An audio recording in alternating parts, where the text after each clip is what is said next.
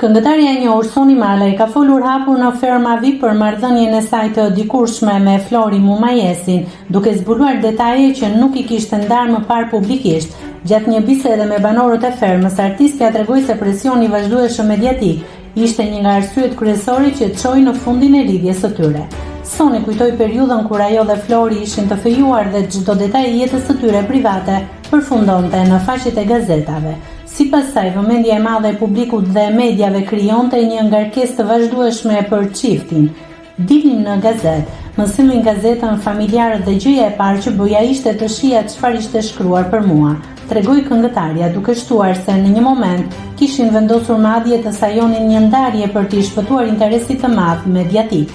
Ajo rrëfeu se lajmi për ndarjen e tyre u përhap menjëherë, edhe pse ata vazhdonin të ishin bashkë, duke bërë situatën edhe më të vështirë.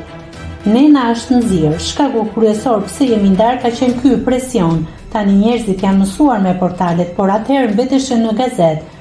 Kur e kemi ridiskutuar më vonë, kuptuam se arsyeja ishte pikërisht presioni i madh, nuk dinim ta menaxhonim, u shpreh Soni Malaj.